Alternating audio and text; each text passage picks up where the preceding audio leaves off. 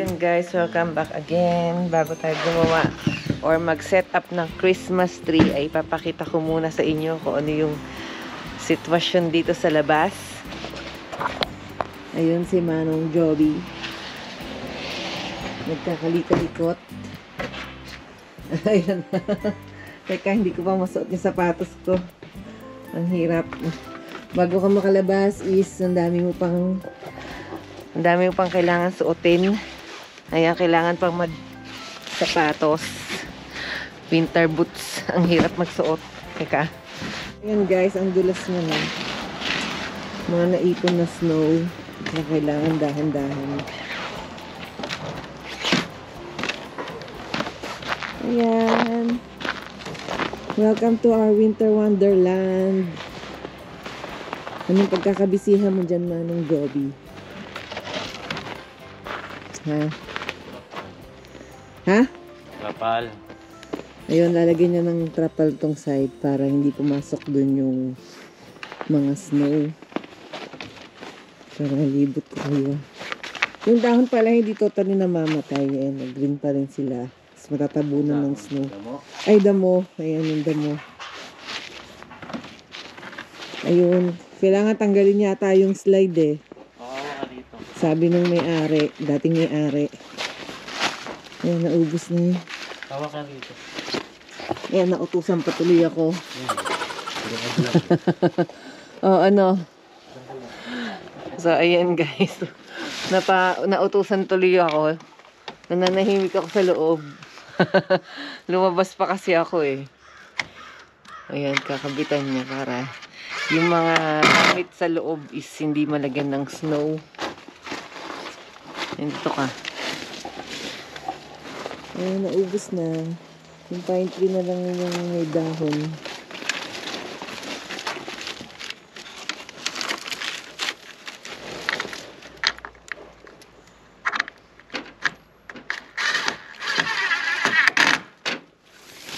Ay, ito, dati pa to dito. Yung may-ari nito naglagay. Ngayon, dito sa side na to is wala kasi. Kaya nilagyan niya dyan, dinugtungan. Para nga naman hindi pumasok yung mga snow. Isingay ah. So, ito yung ating fire pit na hindi pa namin nagagamit. Tatakot kaming gamitin eh. Siya pala. Kasi daw baka mag-cause ng sunog. So, ayan. Ang slash ng snow. Ayan. Parang ito yata yung magandang gawing snowman. Ayan guys. Close up. Ayan, yan yung snow. Pag ginawa nyo itong halo-halo, madali lang itong matunaw. Yung playground ng mga bata. Oh my God, nandun pa pala yung mga gamit. Dapat matanggal. Nandun pa yung kumot, oh. Yung mga bata kasi, nagdala doon ng mga gamit. Ah, ang sakit sa kamay. Sandali ko palang nahawakan yung snow. Sakit.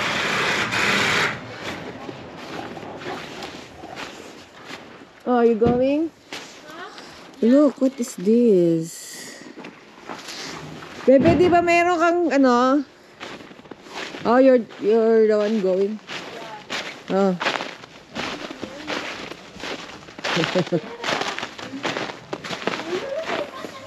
Ayan, uuwi na raw yung isang bata na nag-sleep over. So, ayan, mga busy na rin yung kapitbahay. Kakabit sila ng tempo. Ayan. Nakita ko pala sa inyo yung nasa loob ng shed.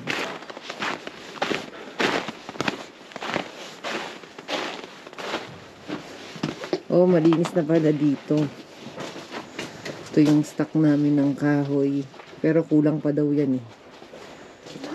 Ayan pang pala. Ayan, para at least dito matambakan ng mga gamit. Kahit, although papasukan naman siya ng snow from there, okay na rin. At least yung mga nandito sa loob is hindi malalagyan. Yan, tinabi na namin yung mga summer na stuffs. Ito yung kayak ni Manong Joby. So, yun.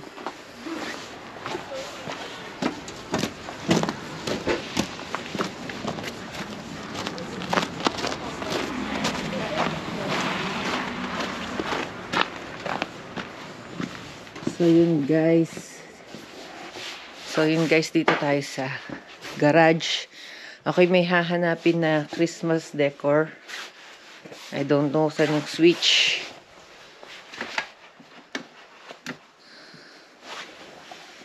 So yun guys, meron pa kasi akong hinahanap na isang box ng Christmas decor.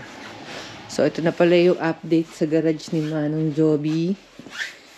Saan na kaya yun? Yung aking hinahanap na pang Christmas decor. Yan, yung mga gulong na summer tires. Hanapin natin. Ito yung mga bike.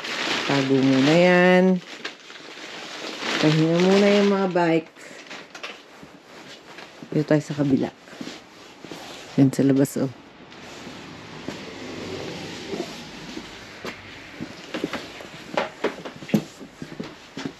Ito yung mga ibang gamit. Saan kaya yun napunta?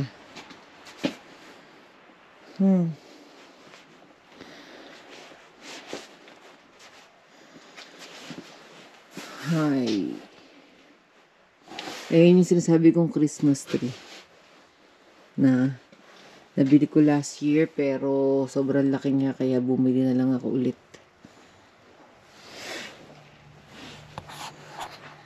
So to guys, magsisimula na tayong mag-set up ng ating Christmas tree for this Christmas 2023. So ang plano kong gawin is i-move itong bookshelf na to doon sa kabila. Para yan, buong space na yan is para dito sa Christmas tree. Tapos iusog ko lang ng konti yung tawag dyan, yung TV stand. So ayan, medyo magulo yung bahay. Tapos itong sofa, ibababa namin to siguro sa kwarto namin kasi gusto nga namin is Christmas tree lang yun nandyan. And then, let's see kung ano na lang yung pwedeng malagay dito. Kasi hindi na nga kasya kapag nakalagay itong sofa. So, yun guys, samahan nyo ako sa pag-set up. Ito, nilabas ko na yung mga luma naming Christmas decor. Yan. Siyempre, one time ko pa lang naman siya nagamit, kaya okay pa siya. Sayang naman kasi itapon, kasi ayan pa. So, yun guys, Christmas tree lang ang binili kong bago for this year. Yung mga Christmas balls and Christmas lights, nabili ko na siya last year. So, i-reuse lang natin siya para hindi naman siya masayang. Pero, syempre, magtitingin-tingin pa rin ako sa Dollarama or pag nakaalis kami, kung ano ba yung pwedeng madagdag. Syempre, para ma-feel natin talaga yung Christmas spirit sa ating bahay.